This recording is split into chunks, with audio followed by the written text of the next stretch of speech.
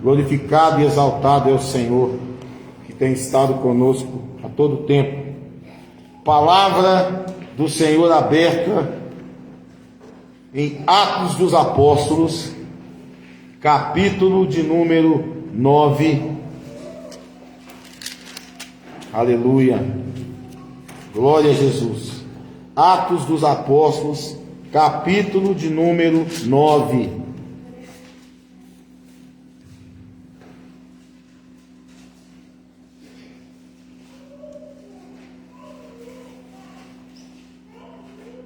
Glória a Jesus. Quem encontrou, diga amém. Amém. Quem não encontrou, diga misericórdia. Amém. Vamos esperar a Gabi achar a chegar. Atos dos Apóstolos está lá depois dos Evangelhos. É o primeiro livro depois do Evangelho de João. Aleluia. Glória a Jesus. Um abraço aí para o meu amigo Renan, companheiro de muitos anos, mais de 40 anos, né, Renan? Deus te abençoe aí, viu? Aleluia. Glória a Jesus. Amém, Gabi? E a palavra do Senhor nos diz assim: Saulo, respirando ainda ameaças e morte contra os discípulos do Senhor, dirigiu-se ao sumo sacerdote e lhe pediu cartas para as sinagogas de Damasco, a fim de que, caso achasse alguns que eram do caminho, assim, homens como mulheres, os levasse presos para Jerusalém. Seguindo ele estrada fora, ao aproximar-se de Damasco, subitamente uma luz do céu brilhou ao seu redor. E caindo por terra, ouviu uma voz que lhe dizia: Saulo, Saulo, por que me persegues? Ele perguntou: Quem és tu, Senhor? E a resposta foi: Eu sou Jesus a quem tu persegues. Mas levanta-te e entra na cidade, onde te dirão o que te convém fazer. Os seus companheiros de viagem pararam emudecidos, ouvindo a voz, não vendo contudo ninguém.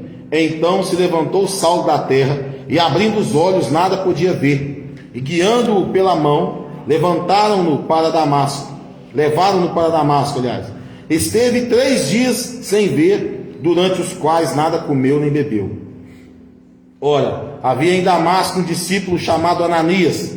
Disse-lhes o Senhor numa visão: Ananias. Ao que respondeu: Eis-me aqui, Senhor.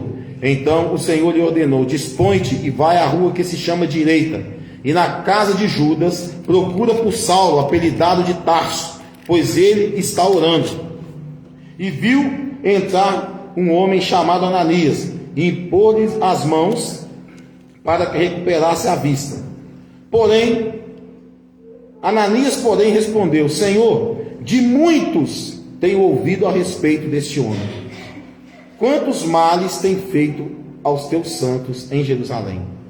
E para aqui trouxe autorização dos principais sacerdotes para prender a todos os que invocam o teu nome. Mas o Senhor lhe disse: Vai, porque este é para mim um instrumento escolhido, para levar o meu nome perante os gentios e reis, bem como perante os filhos de Israel. Pois eu lhe mostrarei quanto lhe importa sofrer pelo meu nome.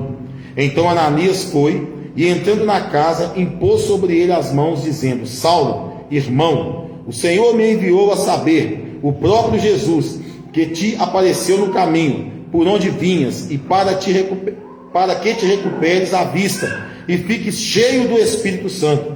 Imediatamente lhe caíram os olhos como que umas escamas, e tornou a ver. A seguir, levantou-se-lhe e foi batizado. E depois de ter se alimentado, sentiu-se fortalecido. Então permaneceu em Damasco alguns dias com os discípulos. Amém? Glorificado e exaltado é o nome do Senhor. Podeis vos assentar. Amados irmãos, a palavra nessa noite nos fala sobre Saulo, que mais à frente seria conhecido como Paulo. A palavra nos diz que Saulo, respirando ameaças e morte contra os santos do Senhor, a palavra nos diz que ele vai até os sacerdotes e pede cartas para prender né, aqueles que faziam parte do caminho. E qual caminho é esse? Jesus Cristo, que é o caminho, a verdade e a vida. E a palavra nos diz que ele, após conseguir essas cartas, ele vai a caminho de Damasco, e no meio do caminho, quase chegando já a Damasco, uma luz muito forte o envolve, e uma voz no meio daquela luz, depois que ele cai, né, Saulo cai, e uma luz, primeiro vem a luz, aliás, o envolve. Saulo cai do cavalo na qual ele estava, e o que acontece? Uma voz vem do meio daquela luz e fala com ele: Saulo, Saulo, por que tu me persegues? E a palavra nos diz que aqueles que estavam com eles viram um clarão. Espera aí que eu enganei aqui, só um minuto.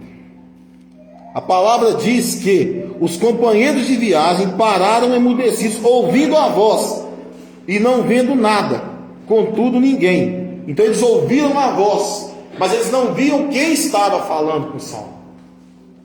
E Saulo pergunta, né? Mas a quem é que quem está falando comigo aqui? E Jesus fala para ele: eu sou Jesus, a quem tu persegues. Amados, vamos por etapas aqui.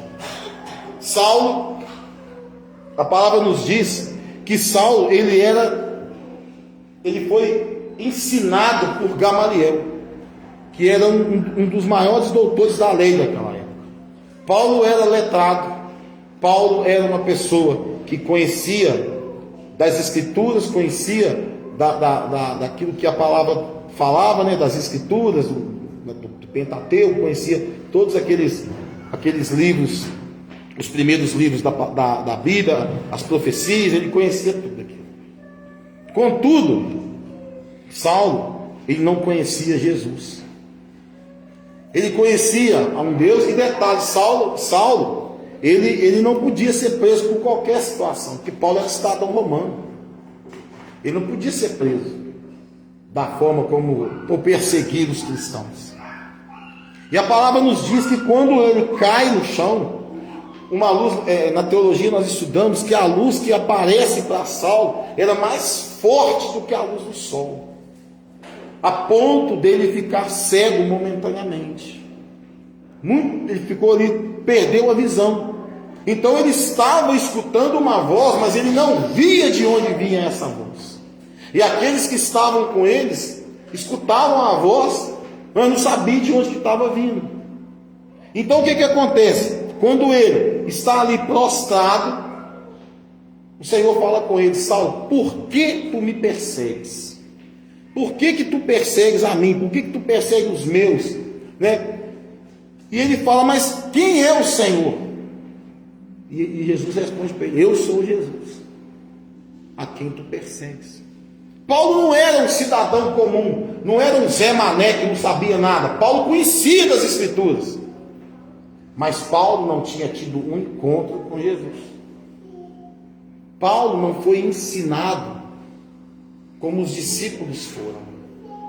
Contudo, se nós pegarmos a palavra do Senhor de Romanos até chegar lá quase no final da Bíblia, né, até chegar depois de Romanos, Coríntios, Filipenses, Colossenses, Tessalonicenses, e vamos até quase aí, se eu não me engano, depois vem Pedro, João, Apocalipse e Judas.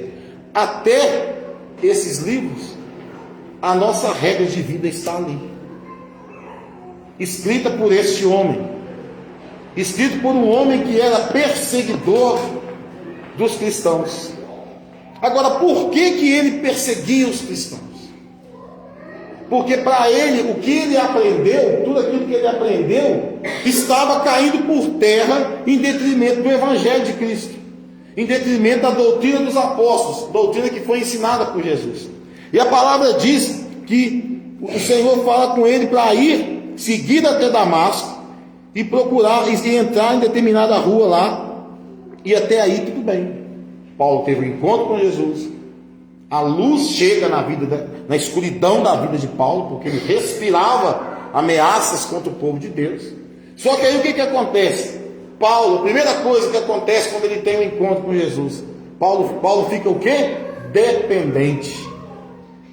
ele fica dependente de alguém que o guiasse, porque ele estava cego. E levam ele até o lugar que ele disse: levanta, entre na cidade, onde te dirão o que te convém fazer. Os seus companheiros de viagem pararam emudecidos, ouvindo a voz, não vendo contudo ninguém. Então se levantou Saulo da terra, e abrindo os olhos nada podia ver, e guiando-o pela mão, levaram-no para Damasco. Paulo chega a Damasco.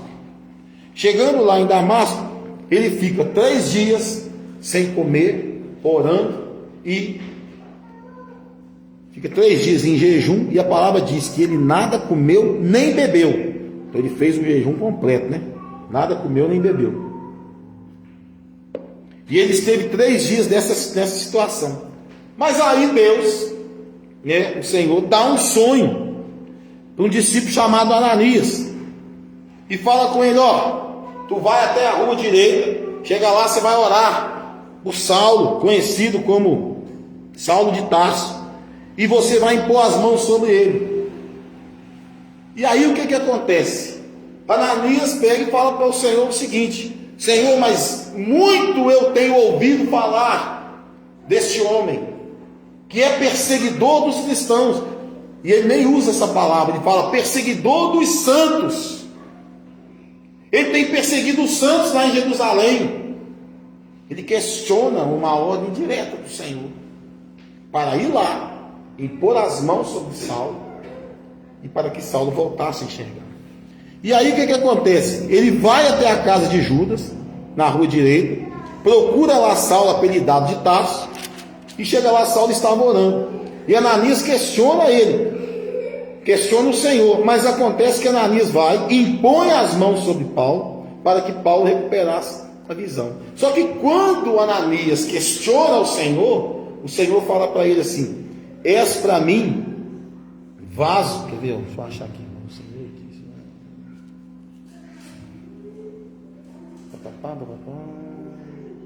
Ananias fala, né?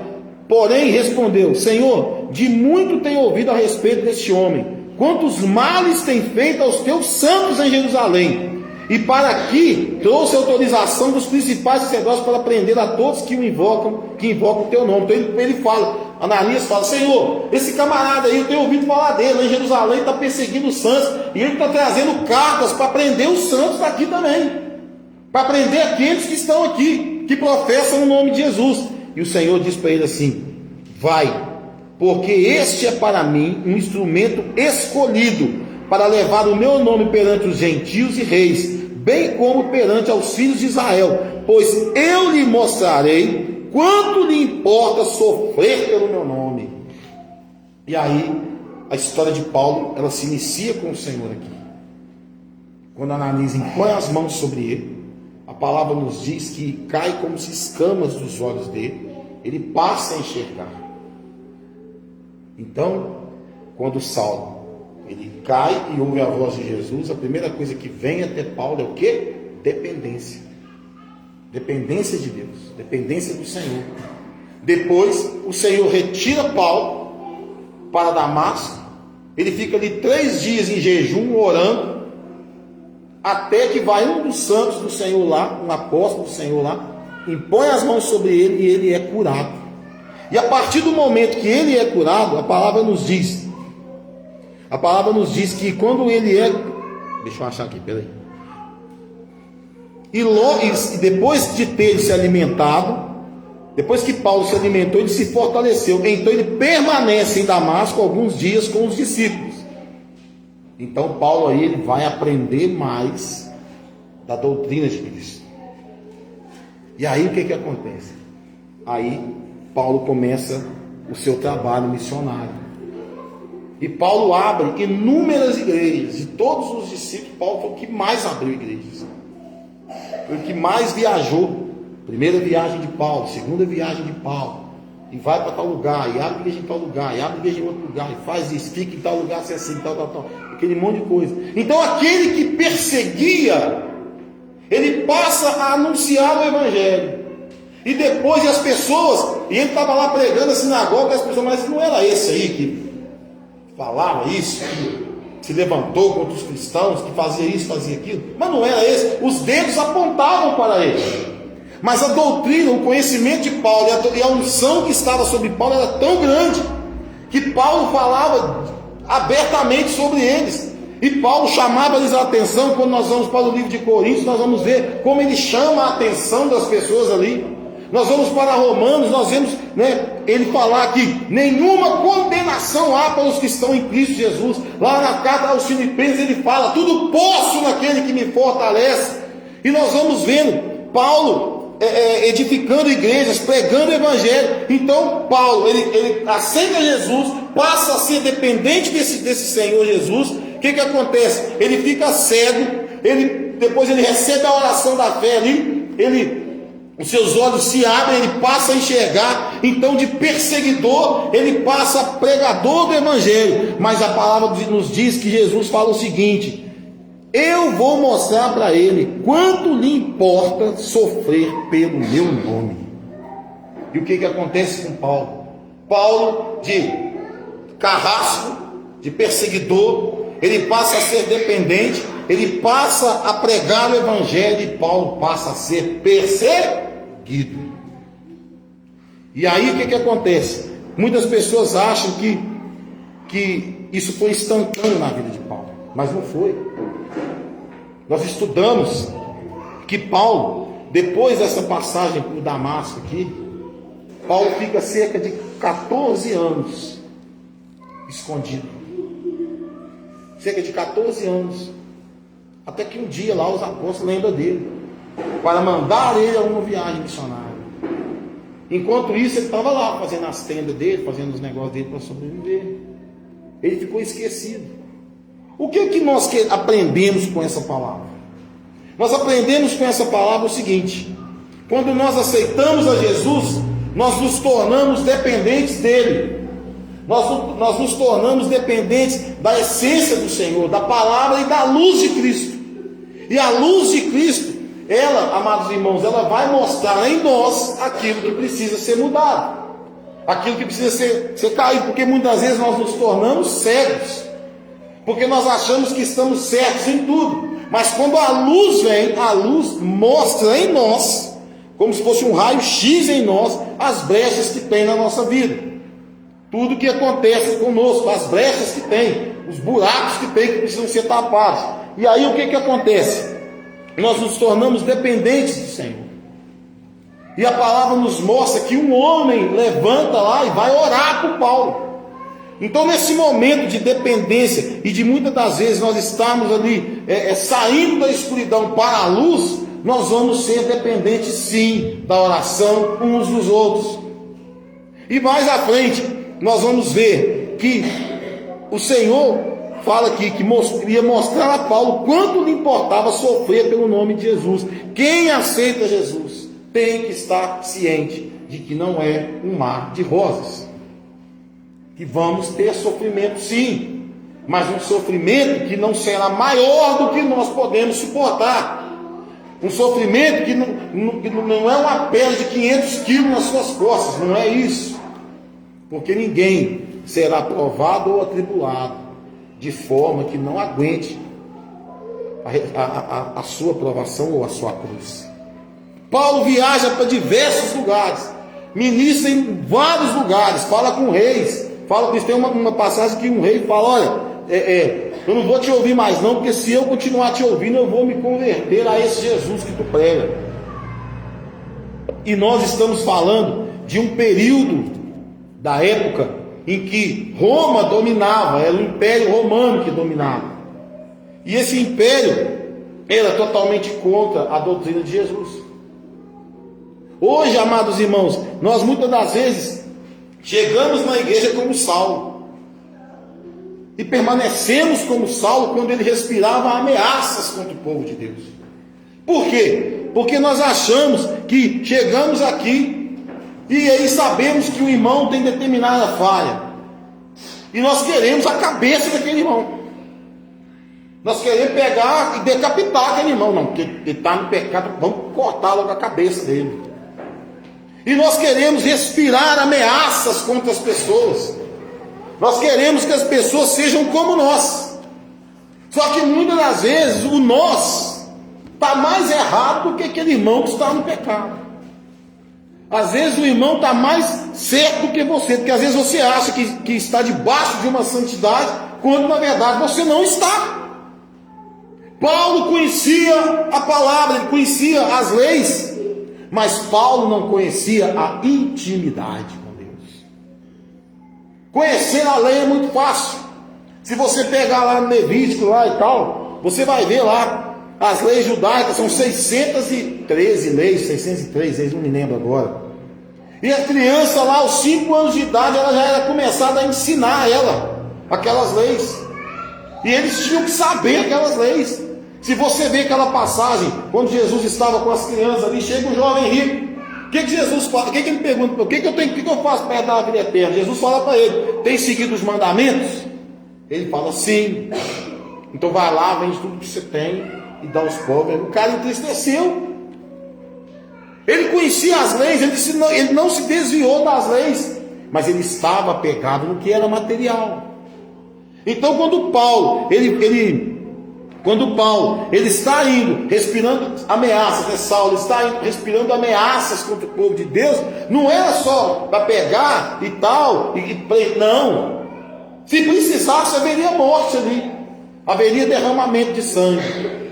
E nós sabemos como foi o final de Paulo. Paulo ficou preso muito tempo, até o dia que ele foi decapitado. Mas mesmo decapitado, as cartas de Paulo são atualíssimas para o dia de hoje. Atualíssimas para o dia de hoje. Então, nós, amados irmãos, quando estamos na casa, quando chegamos à casa do Senhor, nós chegamos muitas das vezes respirando isso. Ameaça contra os santos de Deus. Quantas pessoas vocês já ouviram falar: detesto crente, não gosto de crente de jeito nenhum, passa longe de mim que eu não gosto de jeito nenhum. A pessoa respira ameaça contra nós. Quantas pessoas vocês já viram, e às vezes quando estavam no mundo você já falou isso: uai, fulano fez isso, mas ele não é crente? Quantos de nós já não fez isso? Quantos de nós já não levantou um pré-julgamento contra as pessoas? Mas fulano, mas peraí, fulano é crente, fulano é da igreja tal, ele não pode fazer isso não, e tal. Quantos de nós já não fez isso? Ninguém de nós chegou aqui sem jamais ter levantado, e até mesmo aqueles que já aceitaram Jesus e têm buscado uma vida reta diante do Senhor, em alguns casos ele ainda faz isso, ele ainda levanta a ameaça contra o seu irmão. E o levantar a ameaça contra o seu irmão é quando você fala alguma maledicência contra ele, quando você quer botar uma capa de santidade e querer ser melhor do que seu irmão, quando você quer fazer o papel do promotor, né? É só acusar, acuso ele ali, tá, aquele negócio todo, quando na verdade somos carentes e somos devedores de amor uns para os outros. A palavra do Senhor diz que não devamos nada uns aos outros, a não ser o amor fraternal. A palavra do Senhor é muito clara quando ela mostra para nós o que o Senhor esperava de Saulo. Quando ele olha para Saulo, ele fala assim: não, é esse aí, é esse vaso aí, todo torto, todo abacalhado, todo esquisito, que eu vou transformar, e ele vai ser um dos maiores dentro da minha palavra. Ele vai ser um dos maiores pregadores, e ele vai sentir na pele o que é sofrer por mim. Ele vai sentir o que é sofrer por mim. Só que o Senhor é tão maravilhoso que o Senhor faz uma situação com Paulo, que é pouco pregado isso, mas eu já falei isso aqui algumas vezes. Certa vez Paulo diz: existiu um homem, se no corpo ou fora dele não sei, foi ao terceiro céu e viu coisas inefáveis que não me é lícito falar. Paulo estava falando de quem? Dele mesmo. O Senhor deu experiências para Paulo, experiências tão profundas que ele fala que ele tinha no corpo as marcas de Cristo. E eu pergunto para você nessa noite: qual é a marca que Jesus deixou em você? Porque tem pessoas que têm cicatrizes. Todo mundo tem uma cicatriz de um machucado, de algo assim. Todo mundo tem uma cicatriz de algo que aconteceu. Mas qual é a marca que Jesus deixou em você? A Bíblia fala que o anticristo ele vai vir, né? Quando ele vier, ele vai implantar a marca dele na terra. E a pessoa será marcada na palma da mão, nas costas da mão aqui, ou na sua fronte. Mas e você? Qual é a marca que você tem de Cristo? Porque se você é um embaixador e representante de Cristo nessa terra, você tem que ter alguma coisa que comprova que você é esse embaixador de Cristo aqui na terra. Hoje nós falávamos aqui de manhã sobre legalidade. Muitas pessoas não têm vivido o sobrenatural de Deus em suas vidas por causa da legalidade que tem dado ao inimigo. Legalidade na área espiritual, legalidade na área financeira, legalidade na área matrimonial, legalidade na questão da criação de seus filhos, legalidade como membro da igreja, tem dado legalidade não ao Senhor, mas ao inimigo. E essa legalidade, quando você dá ao inimigo, você dá plenos poderes para que ele haja na sua vida. Quando nós, amados irmãos, temos a certeza de que servimos a um Deus e que esse Deus é soberano sobre todas as coisas, você tem que entender uma coisa: se você não é dependente desse Deus, você é dependente do diabo. Se você não é dependente de Deus na sua vida, você é dependente do diabo. Você é dependente das coisas que o diabo e os pratos que ele coloca na tua mão. Mas quando você é dependente do Senhor, a Bíblia diz assim: tudo coopera para o bem daqueles que amam ao Senhor. Então pode acontecer o que for, pode vir a bagunça que for, está amarrado em nome de Jesus. Pode acontecer o que for, mas o Senhor, Ele estará contigo. Salmo 23 diz o quê? Ainda que andeis pelo vale da sombra e da morte. Mas o quê? Por quê? A tua vara e o teu cajado me... O Senhor ama e disciplina aqueles a quem Ele ama. Eu falei que está repreendido porque passou um ônibus ali com o nome de Rosa Mística, queimado em nome de Jesus. Então eu quero dizer para você uma coisa: há vários tipos de legalidade, eu disse aqui, mas talvez a maior legalidade que você dá ao inimigo é duvidar da ação que o Espírito Santo faz na vida do ser humano. Talvez essa é a maior legalidade que você dá ao inimigo, porque quando você duvida que é o Espírito Santo que está agindo na vida da pessoa, você está imputando àquela pessoa que o diabo está agindo na vida dela. E aí você cometeu o quê? O que você acha que você cometeu quando você faz isso? Nós já estudamos isso aqui. Blasfêmia contra o Espírito Santo. Eu sempre ensinei isso aqui na igreja. Aquilo que você tem dúvida, você não julga. Por quê? Que você não tem conhecimento. Nenhum de nós aqui é médico, mas todos nós aqui sabemos uma receita para curar a gripe. Chá de alho, chá de não sei o que, chá de calmante, chá de erva cidreira, arrebenta a pedra, não sei o que para emagrecer, isso, aquilo, tal. Mas nenhum de nós aqui é capaz de entrar numa sala de cirurgia e operar uma pessoa. Nenhum de nós. Deus é capaz. Jesus curou pessoas. A forma, teve pessoas que Jesus curou, cuspiram no chão, fazendo uma macerada ali, que é até nojento, se tu for ver, cuspiram no chão, fazendo uma macerada e passou no olho da pessoa, e mandou a pessoa lavar o olho, a pessoa voltou a enxergar. Jesus curou pessoas só mandando ela ir a algum lugar. Aqueles 10 leprosos lá, né, que tinha 9 ali que eram ingratos, só um voltou para agradecer, né? Jesus falou assim: eles chegaram, Jesus, nosso leproso, que cura nós e tal. E Jesus olha para eles, vai lá no sumo sacerdote, apresenta para ele. Só um que voltou para agradecer. Quantas bênçãos você tem recebido do Senhor e você não volta para agradecer? Quantas vezes o Senhor tem te livrado do laço do passarinheiro, tem jogado as escamas dos teus olhos no chão, para que você entenda, compreenda e veja, mas mesmo assim você prefere ficar com os olhos fechados. Eu nunca entendi porque tem gente que vai às vezes num show de noite de óculos escuros. Bota um óculos escuro de noite. Já não está vendo nada de noite, bota um óculos escuro de noite. Eu não entendo isso.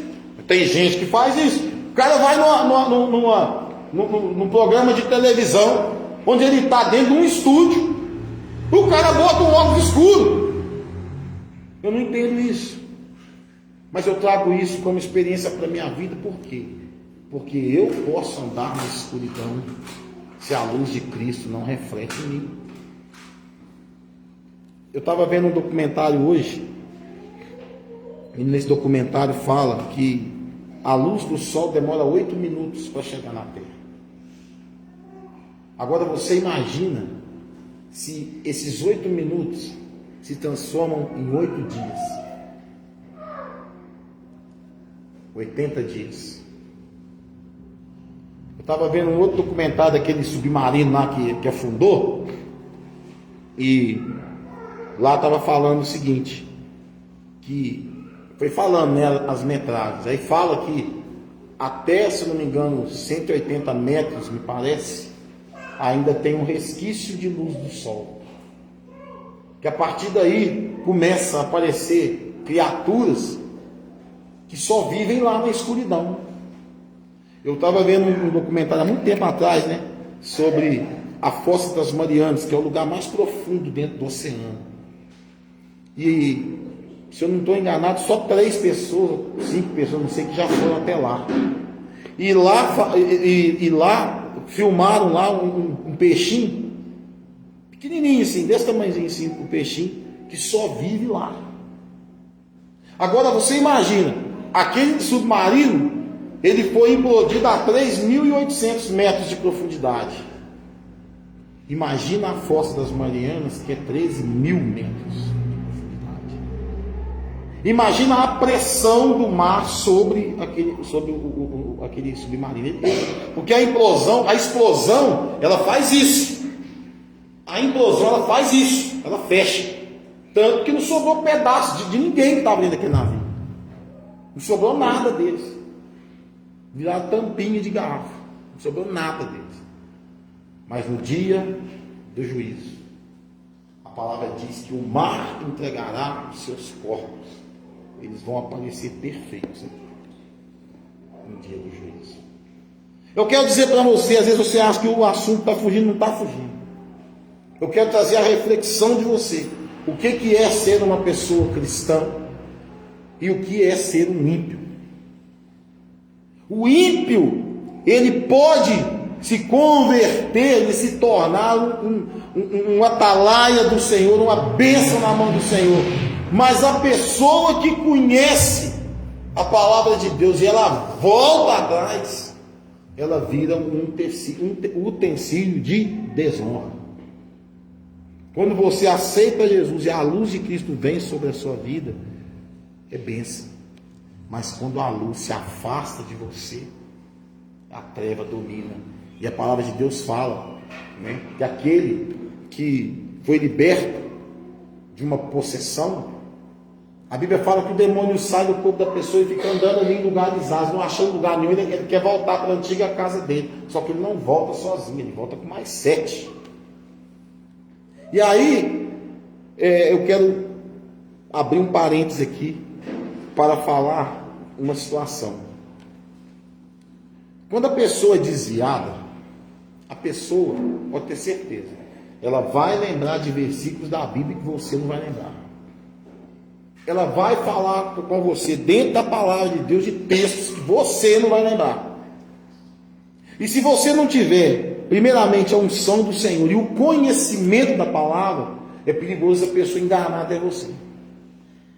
Quando nós vamos fazer evangelismo, a gente sempre tem que estar preparado para encontrar com um desses. Porque muitos desviados já estiveram no meio de nós. Sentaram aí e aprenderam conosco. Mas se desgarraram do rebanho. Uma coisa, eu falei para pastor esses dias, né? Uma coisa é você ir atrás da ovelha que se perdeu. Outra coisa é você ir atrás da ovelha que saiu pela porta da frente. Quem saiu pela porta da frente, ele enquadra lá no filho pródigo. Ele sabe o caminho de casa. Ele sabe o caminho de casa. Ele sabe que o pai está esperando. Ele sabe que vai haver festa quando ele voltar. Então ele só não volta se ele não quiser. Agora a ovelha, tem ovelha que está dentro do aprisco. Saulo não conhecia as escrituras? Ele não vivia dentro do templo? Saulo estava lá dentro do aprisco. Mas ele olhava para as campinas lá, e ele queria pular lá e matar tudo que estava lá, arrebentar com todo mundo que estava lá, que professava o cristianismo. Na igreja nós temos muito isso, gente que está aqui aprendendo, vivendo, sendo curado, sendo liberto, Deus trabalhando na vida dele, mas ele está namorando lá no outro ministério lá, ou ele está olhando para as campinas achando que aquela campina também tem a mesma proteção que ele teria dentro da casa do Senhor, e não tem. Eu já falei e tal, com a pastora ontem. Se a pessoa chegar perto da gente e falar assim, ó pastor, o Senhor tocou no meu coração para a gente estar se desligando do ministério e indo para outro ministério e tal, amém. Desde que a pessoa vá para um lugar onde a palavra é pregada verdadeiramente, glória a Deus, velho. Glória a Deus. Mas quando a pessoa simplesmente abandona o aprisco, que não vai para lugar nenhum, o que essa pessoa está querendo? Morte. Por quê? Porque o mundo seduz. O mundo seduz, irmãos. As coisas do mundo seduzem. Se eu falar para vocês que o pecado é ruim, não é. O pecado, ele alimenta o quê? Carne. Se eu falar para vocês que o pecado é ruim. Se o pecado fosse ruim, ninguém pecava, gente. Se trair a mulher lá, trair a mulher, adulterar, fosse ruim, ninguém adulterava. Se encher a cara na cachaça fosse ruim, ninguém enchia. Mas tudo que vem do mundo para você, vem maquiado.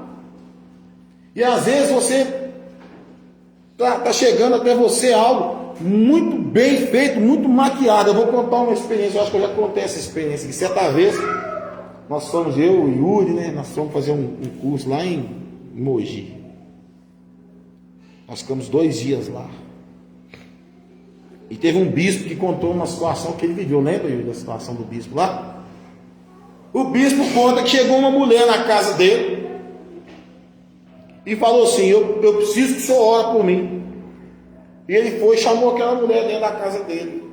E quando ele começou a orar, ele e a esposa dele, a mulher ficou endemoniada. No que a mulher ficou endemoniada, a esposa do bispo saiu e sentou no meio-fio da rua. É isso mesmo, né? Sentou no meio-fio da rua. Começou a chorar. E o diabo falava na boca daquela mulher assim, olha, o plano foi feito. E o bispo perguntou para aquele demônio que estava no corpo daquela mulher, que plano? Não, se você deixar eu ir lá no teu quarto, eu vou te mostrar onde está o plano. Aí, então, vamos lá, que você vai me mostrar onde é que está esse plano. Ele para em frente, a mulher parou em frente do guarda-roupa, viu? O plano está aí dentro. Aí ele pegou e falou, então eu vou abrir, e você tem direito de tocar só nesse tal plano que você está falando aí. Ele abre o guarda-roupa, a mulher foi aí, e pegou uma peça de roupa, e falou, foi com essa peça de roupa que eu fiz a tua mulher te trair. E na hora que aconteceu isso, a mulher endemoniada, ele retorna para a sala, deixa a mulher lá de joelho, amarrada lá, e ele vai lá na mulher dele, que estava lá do lado de fora chorando. E a mulher vai e pede perdão para ele aí, pede perdão para ele. E Deus fala com ele naquele exato momento, olha, você tem 2 opções. Ou você perdoa ela e vai nascer dentro dessa situação um ministério, ou você não perdoa ela e muitas vidas não vão se chegar a Deus porque o ministério não vai nascer. Olha que situação. E ele vai, perdoa a mulher dele, ele vai lá dentro, repreende aquele demônio, aquela mulher vai embora e nasce o ministério que hoje é estabelecido lá em Bauru. Então, o que eu quero dizer para vocês com isso? Muitas das vezes, meus irmãos, os pratos vão chegar bonitos e gostosos demais. Vai descer como mel aqui, ó, mas na hora que passou daqui, vira um fel. E a gente é obrigado a arcar com as consequências dos nossos atos. Quando eu sei que eu estou andando em caminhos tortuosos, o que eu tenho que fazer? Endireitai as minhas veredas, endireitai os caminhos. Nós, até no dia da volta de Jesus, amados irmãos, nós vamos pecar. Todo é aquele que acha que não vai pecar. Mas devemos buscar a santidade todos os dias. Devemos buscar a presença do Espírito Santo todos os dias. Às vezes você fala alguma coisa, você tropeça, fala algo, às vezes você pensa algo. E ontem eu estava conversando com a Lucimara, a gente estava falando sobre a Santa Ceia do Senhor. A Bíblia fala que nós não podemos tomar a Santa Ceia de modo indigno. Mas quem é digno de tomar? Quem é digno de tomar a Santa Ceia? Porque lá está falando que se nós tomarmos ela de modo indigno, por isso que no nosso meio há pessoas fracas, pessoas isso, pessoas aquilo. A pessoa, para participar do corpo e do sangue de Jesus, a primeira coisa ela tem que crer. Segunda coisa, apartar da aparência do mal. Não ficar ali, negociando com o pecado. Quando você negocia com o pecado, você vai sempre perder. Sempre. Todas as vezes que você negociar com o diabo, você vai sempre perder. Sempre. Você acha que o diabo não dava gargalhada quando o Saulo ia lá, pegava um e lenhava o cara e botava no cárcere? E você acha que Satanás não deu gargalhadas quando Paulo é preso? E fica anos ali preso. Recorre para outro e ele preso.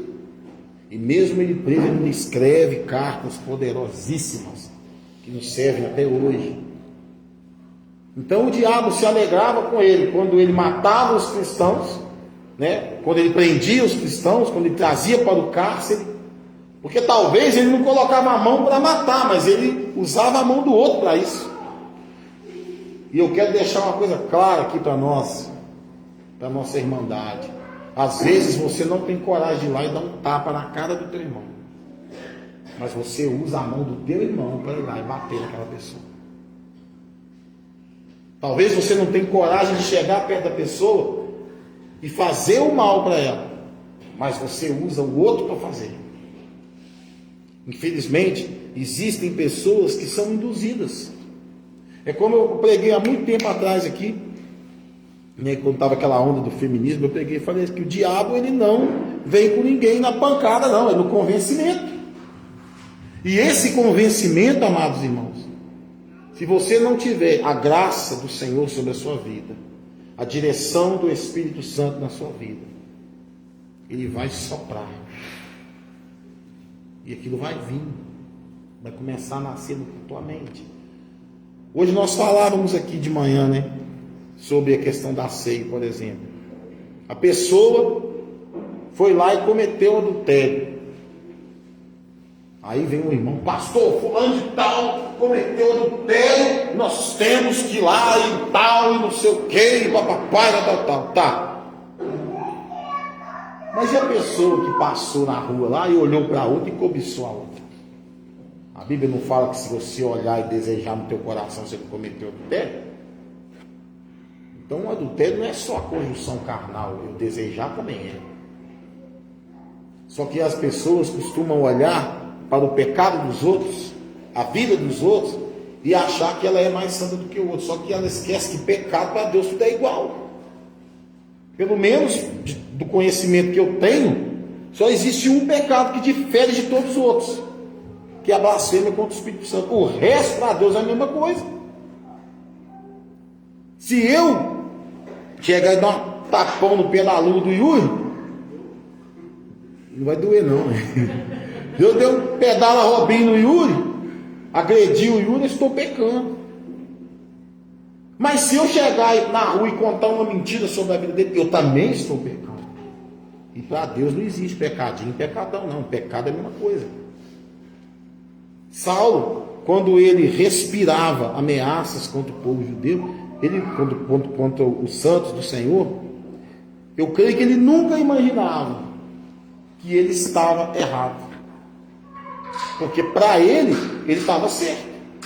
Quantas vezes nós achamos que nós estamos corretos numa situação, e aí nós temos uma demanda judicial, por exemplo. Não, porque eu estou certo, porque o terreno meu vence aqui, que não sei o quê. Ah, não, porque o fulano fez isso, tal. Aí vai lá para o juiz julgar.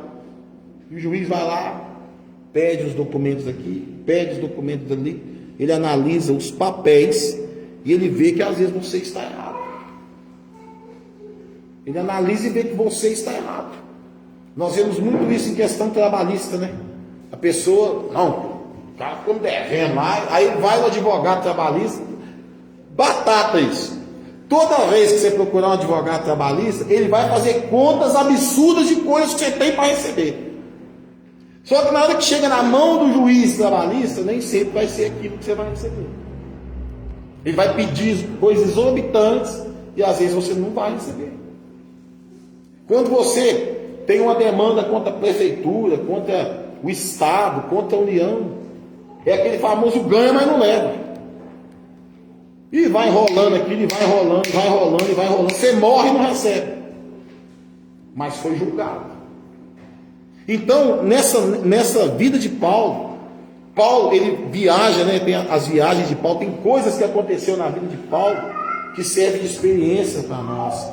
A Bíblia fala que se nós bebermos algo mortífero, nada nos causará dano. Tem uma passagem que Paulo vai pegar umas lenhas lá para fazer uma fogueira, de repente uma serpente morde na mão dele lá, está picada nele, e não acontece nada com ele. Ele sofre um naufrágio, param numa ilha.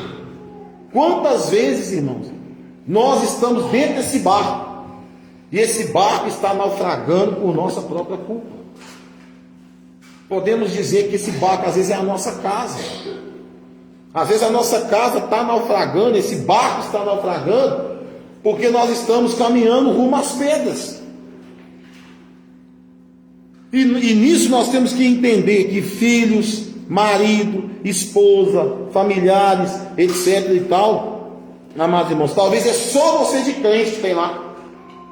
Talvez é só você de cristão que tem lá. Mas ao invés de você anunciar, ser exemplo, mostrar para aquelas pessoas que você é uma pessoa que, segundo o coração do Senhor, você tem buscado a presença do Senhor, você tem lutado para permanecer cristão, você não faz nada. E aí o que acontece? Tua casa cai, porque tua casa está edificada não na rocha, mas está edificada na areia. Nós temos vários exemplos disso. Quantas pessoas vocês conhecem que aceitaram a Jesus e no outro dia está de saião, coque na cabeça, paletó, aquele negócio todo, um mês depois estava desviado. Quantas pessoas? Só eu já conheço um monte. A mesma coisa, a palavra de Deus fala que nós temos que amar uns aos outros. A Bíblia não fala isso? Agora, tem como você amar sem você ter intimidade com a pessoa? Sem você conhecer a pessoa? É muito fácil eu falar aqui, eu amo. Mas o pastor Eliel lá de Poço, um dia eu falei para ele, pastor, você me desculpa, mas eu não acredito nesse tipo de amor aí não. Tudo dele era que eu amo, e ele é uma bênção, Só que tem um detalhe, cara. Eu não acredito nisso, dessa forma. Eu acho que para eu amar, para desenvolver um amor, precisa haver intimidade.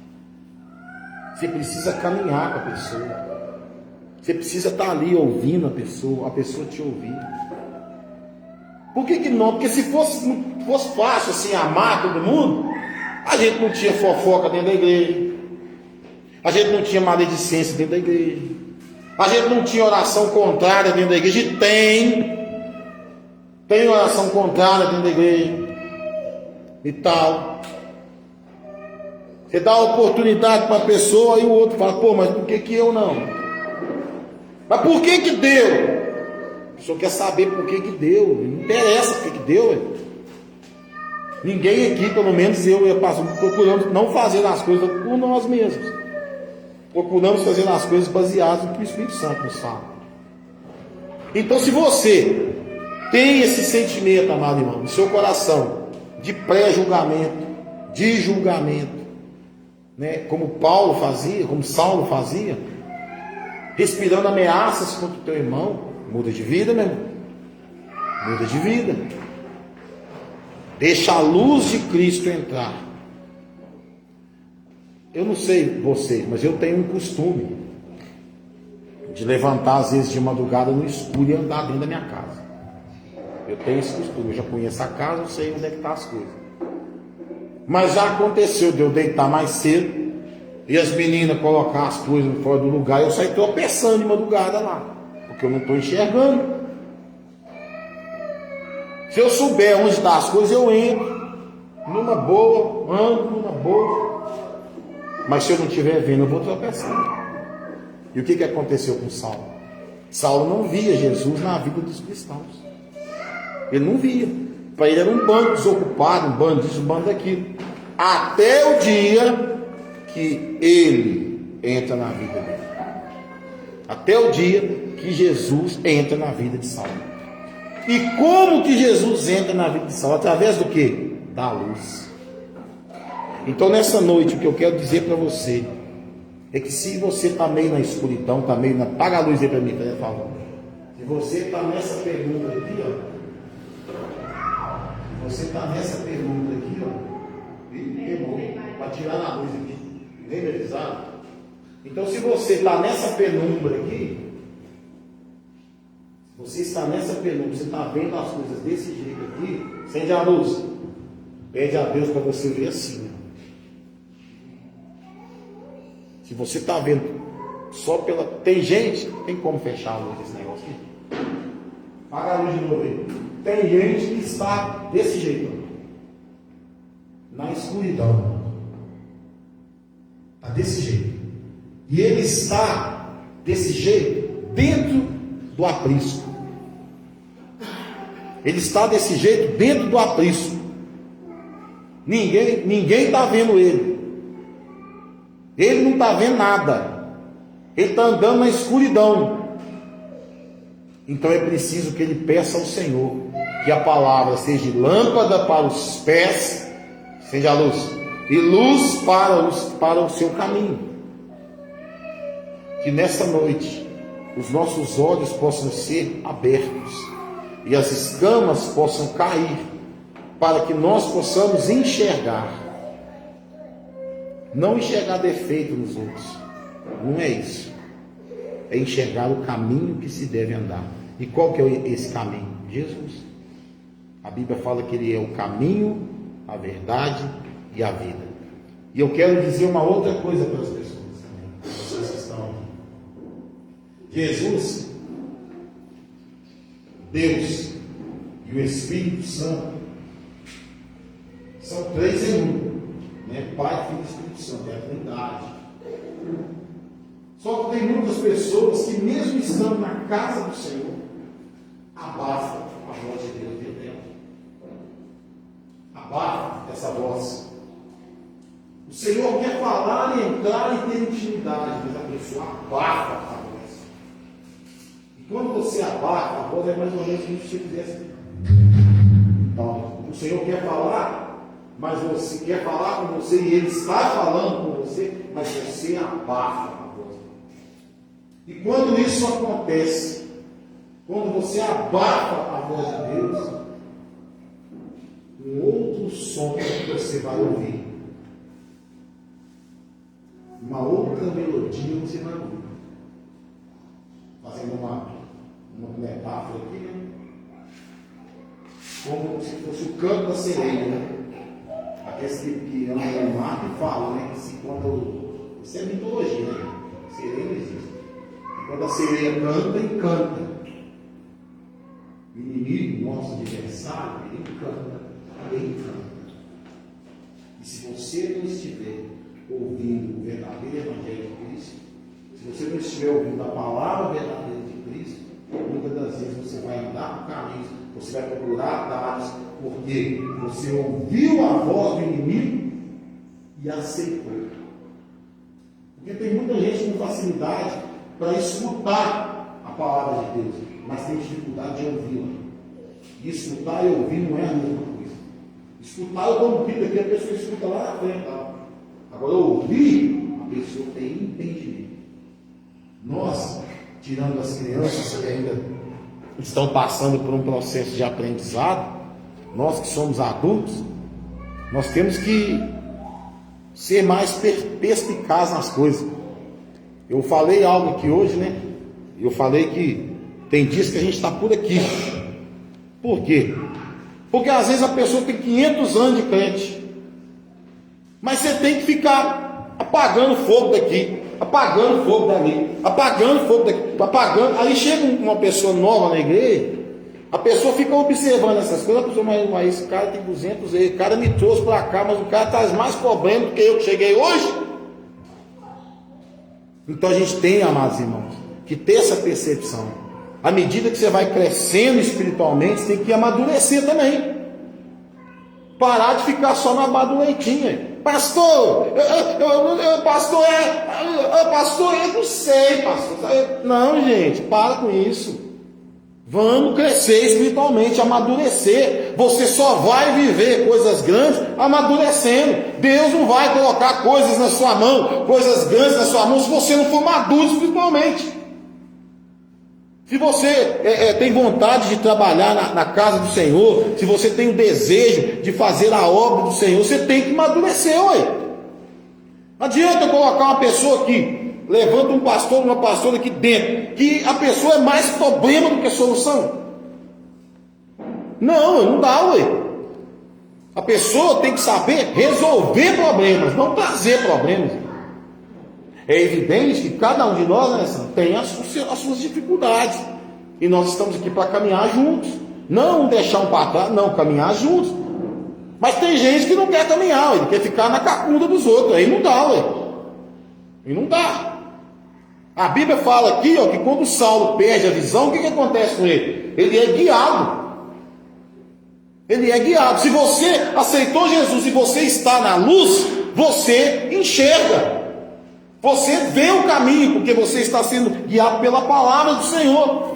Agora, quando você fecha os olhos para a correção, fecha os olhos para a palavra, você é cego. E eu quero dizer uma coisa aqui que aconteceu lá em Orizânia. E o pastor Josué me contou, e já aconteceu aqui também.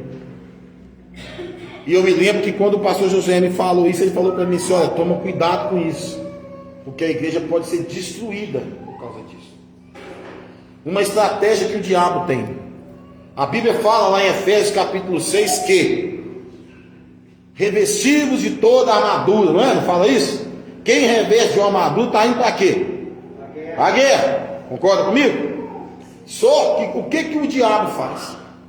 O diabo chega, aí tem uma pessoa que está toda paramentada, pronta para quem? Está lá na batalha, está lutando. Empata, está lá lutando.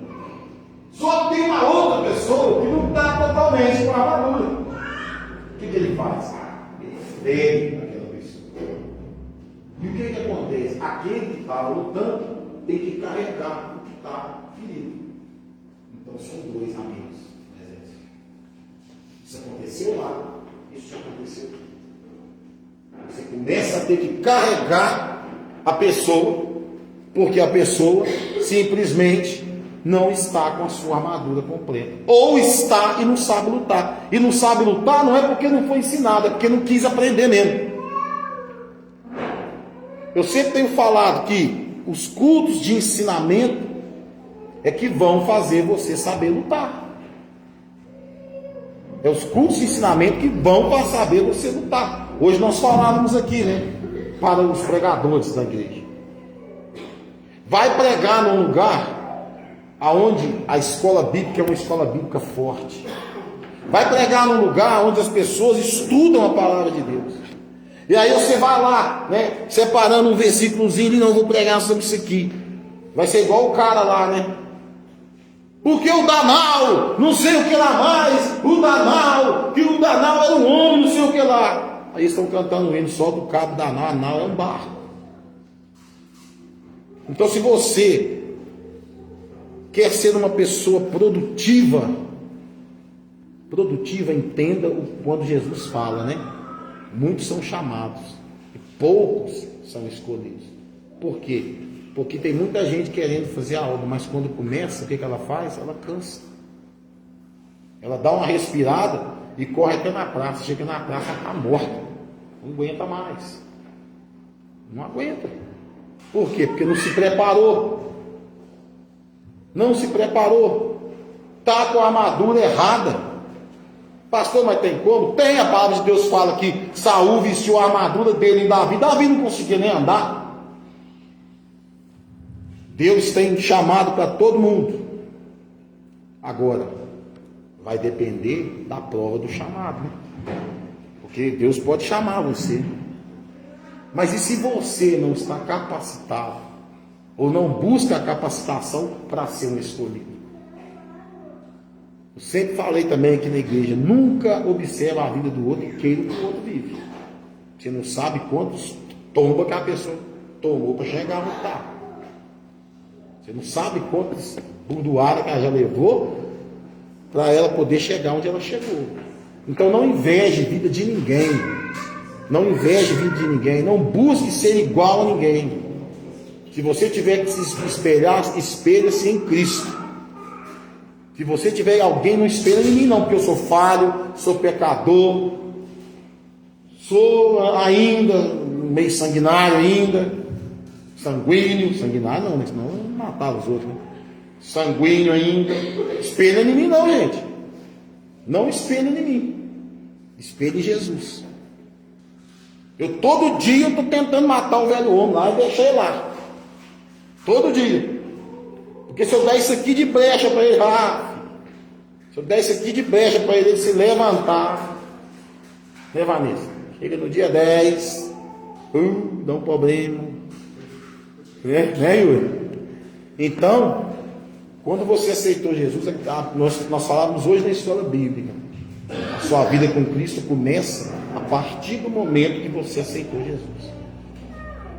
Então, eu lembro para a gente encerrar, eu lembro de uma coisa que um amigo meu que mora lá no Rio Grande do Sul falou para mim certa vez. Há uns anos atrás, foi um pastor pregar lá em Vitória, em Guarapari, aliás, e o pastor pegou e falou assim: olha, gente, nós temos que observar as pessoas que se converteram de um certo tempo para cá. Por que isso? Por quê? Quem está com o celular aí, que tem coisa da igreja aí, para mim arrumar emprestado aí, para mim deu um negócio aí. Vamos lá, gente? Quem está com o celular aí? Aí que a Alessandra vai pegar aqui para nós. Põe no grupo da igreja aí, fazendo favor, Alessandra. Por que a gente tem que observar isso? Há 30 anos atrás, nós não tínhamos a parafernália que nós temos hoje. Nós não tínhamos celular, nós não tínhamos mídias sociais, nós não tínhamos nada disso. Hoje,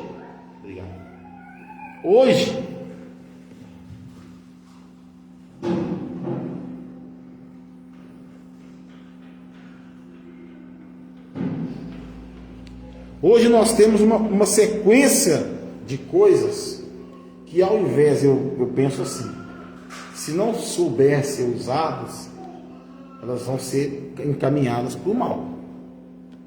Então eu escrevi uma reflexão que diz assim: há tempos atrás, muitos anos atrás, as pessoas, quando se convertiam, mudavam suas condutas de vida baseadas na palavra de Deus.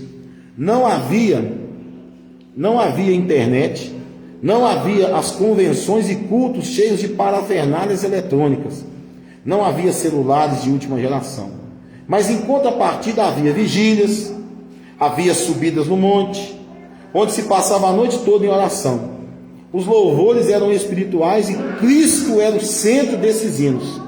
Hoje, para que as pessoas sintam um pouco da glória de Deus, é quase necessário suar gotas de sangue.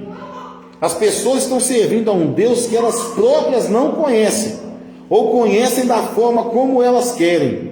É preciso uma entrega verdadeira e real para se viver o que ninguém ainda viveu. Seja simples, humilde, sincero e lembre-se, Deus não precisa provar nada para você. Ele é Deus e por si só se basta. Sem Cristo andamos em terras distantes, onde só há solidão e lágrimas, e colhemos apenas tristezas. Busque a Deus enquanto ainda há oportunidade de achá-lo.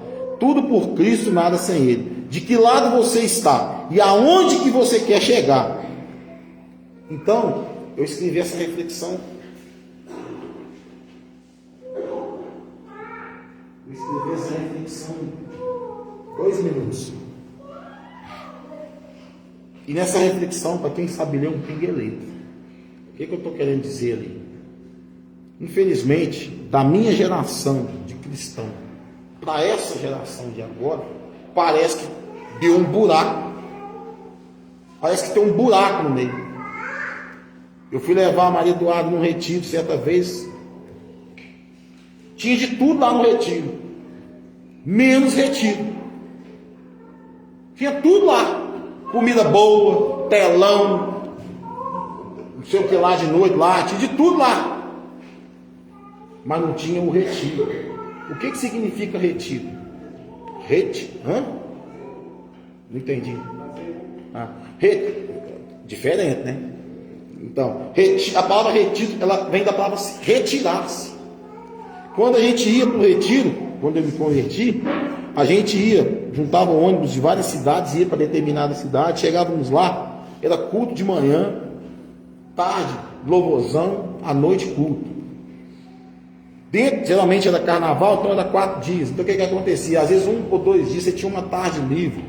Mas você ia lá, não por quem ia pregar, não por quem ia cantar, se tinha piscina, se tinha futebol, se tinha comida boa, até porque a comida é misericórdia. Era arroz, feijão, salada de repolho, com 300 quilos de repolho e 2 tomates, né? E boi ralado, essas comidas aí que tinha, ó.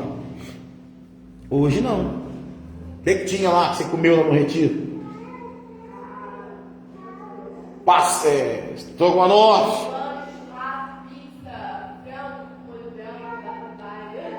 No retiro. Então tinha gente lá que estava só para esperar para comer. Ué. Entendeu? Só esperando. Nós chegamos lá no retiro e eu já vi um quebra-pau da mulher lá com a menina organizadora.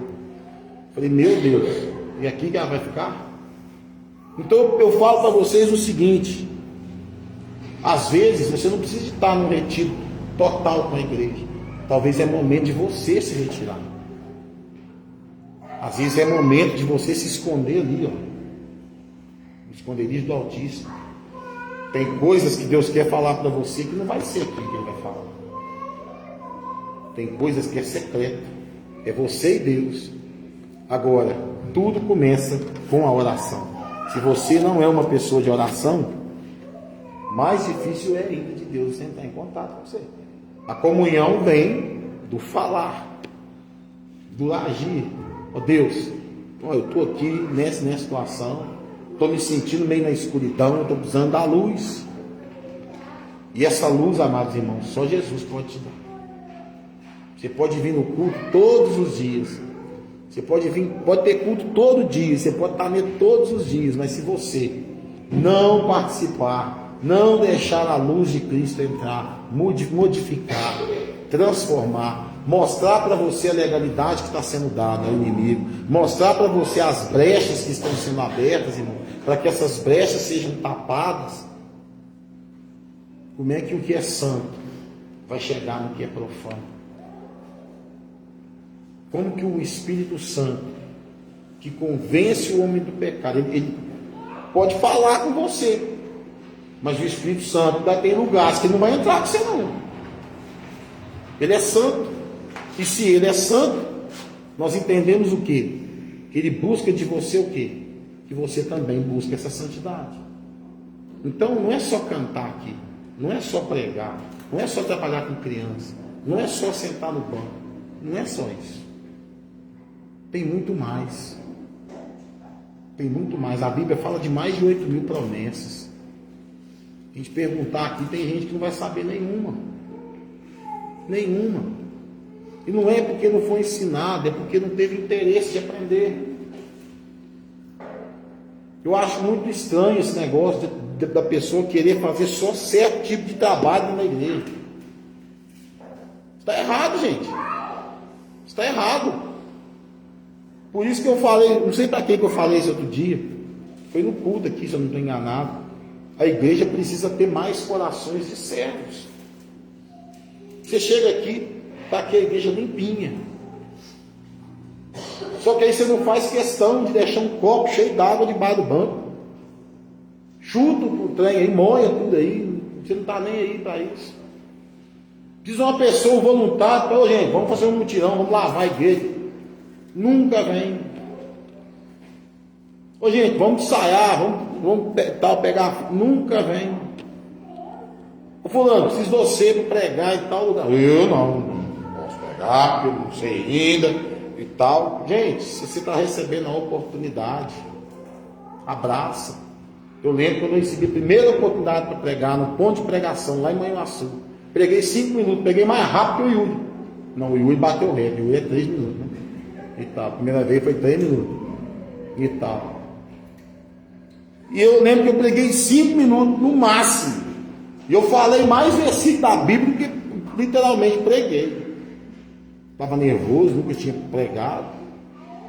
Mas graças a Deus eu tive essa oportunidade. Porque começou ali. Então todas as vezes que você tiver a oportunidade de orar, tiver a oportunidade de cantar, tiver a oportunidade disso, tiver a oportunidade daquilo, abraça. Abraça, porque foi o que Saulo fez. Na oportunidade que ele teve de receber a oração, e a palavra fala que ele, esqueci de principal aqui, ó. A palavra diz aqui, ó, que quando ele recebe a oração, cadê? Quando ele recebe a oração, ele fica cheio do Espírito Santo. Aqui, ó. Depois de ter se alimentado, aqui, ó. Imediatamente lhe caiu dos olhos como que umas escamas, e tornou a ver. Levantou-se e foi batizado. Então, aqui, ó, no versículo 17. Então Ananias foi, entrando na casa, impôs sobre ele as mãos, dizendo: Saulo, irmão, o Senhor me enviou a saber do próprio Jesus, que te apareceu no caminho por onde vinhas, para que te recuperes a vista e fiques cheio do Espírito Santo. Então ele fica dependente. Ele vê a luz passa a ser o caminho para ele torna-se um apóstolo de Cristo, ele passa a ser um pregador perseguido pelo Evangelho, mas cheio do Espírito Santo. Aleluia! Tudo aconteceu com ele, mas ele permaneceu cheio do Espírito Santo. E o que eu acho mais bonito no livro de Atos é que tem várias passagens que falam: e eles estavam cheios do Espírito Santo, e tremeu-se o lugar que eles estavam, e eles estavam cheios do Espírito Santo. Está na hora de nós, como servos de Deus, pararmos de viver de experiências do passado, pararmos de viver de experiências dos outros e começarmos a ter as nossas experiências, começarmos a estar cheios do Espírito Santo. Não achar que o Espírito Santo, por ser a terceira pessoa da Trindade, ele é menor do que ninguém. Não, é ele que intercede por você com gemidos inexprimíveis. Então busque-o, porque se você tem vergonha, a palavra de Deus fala que os tímidos não herdarão o reino dos céus. Quero fazer uma pergunta para vocês. Eu vou encerrar essa ministração com essa pergunta. Quem aqui não nasceu num lar cristão? Quase todo mundo, né? Quase todo mundo. A grande maioria que não nasceu num lar cristão. Quem aqui tem 5 anos de convertido? 5 anos. 10. Tem 5? 10. 15. 20. 25 anos. 30 anos de convertido. 40 anos de convertido. Não tem ninguém. Não, tem o seu Zé lá, tem 40 anos de convertido. 50 não tem ninguém. Quem tem menos de 5 anos de convertido? Agora eu pergunto para todos vocês aqui. Quem aqui já foi em um show lá do mundo? Qual cantor que você gostava do mundo, Vanessa? Zé Neto Cristiano. Veio. Você gostava do original do samba, do Mussum, que é povo todo lá, né? E tal. Você, de quem que você gostava? Pois é, mas fala um que você gostava mesmo assim. Que você foi. Quem? O Alok. E tal. Sérgio. Quem? Mas é famoso. Funk? Ah, do Daleste, que morreu. Você, Alessandro? De rock? Então nós somos parceiros, eu também. Também. Essas bandas de rock eu vi quase todas, tá? A gente não ficava lá, espremido e tal, ia lá pra frente, pulava e tal. Não ia? A gente não fazia isso? Né, mamãe? Mamãe ali tem cara e gostava do Gino e Geno. E tal. Gino e Geno. Hã? Aí, é um mineiro marciano aí, ó. Ainda ontem chorei de saudade. Eita, Senhor, liberta, Jesus. Então, eu tive todas as fases, irmãos. Eu comecei no rock, fui pro heavy metal, depois caí pro samba, pro pagode, depois fui pro forró. Sofrência não, nunca gostei de sofrência. Sofrência não é comigo não. Sofrência é só pra chifre e cachaça, isso aí não é comigo não. Mas eu gostava de rock, gostava demais, gostava de bandas pesadas e bandas que louvavam o diabo. Eu gostava de King Diamond, eu gostava de Iron Maiden, eu gostava dessas coisas assim. E nacional, tudo quanto é banda de rock, vocês imaginam, eu gostava. Só que aí um dia eu conheci Jesus de Nazaré. E eu vou dizer para vocês, a luz chegou na minha vida. Mas até hoje, por isso que eu falo que nós estamos em construção. Até hoje, se de repente eu ouço alguma música, eu posso até não cantar, mas às vezes o pé, às vezes a mão, às vezes o pé fica assim. A irmã Maria, quando ouve o João Marciano, né? E tal, né? Então o que acontece? Até hoje, a música ainda tem influência sobre nós. A música do mundo tem influência. Agora, eu quero dizer para você, nós louvamos meia hora de louvor aqui, todo culto, no mínimo meia hora, 40 minutos. E você não faz 5% do que você fazia quando você estava lá no jogo. Você não faz. Por quê? Você tem vergonha. Você não dança na presença de Deus porque você tem vergonha. Mas lá no mundo, mas na casa do Senhor você tem vergonha. Na hora de louvar o Senhor, sabe por que muitos não entram na dimensão do Espírito? Porque ele está pensando lá não sei aonde. Ele está só cantando de boca. E o pior de tudo, é que a gente vê, igual ela falou, sofrência lá. Aquela menina, eu mandei lá no grupo da igreja, aquela menina que morreu do avião. Ela ganhou lá um concurso lá, cantando música cristã. Depois foi para sofrência, só cantava tem de chifre, tem de cachaça, esse estranho.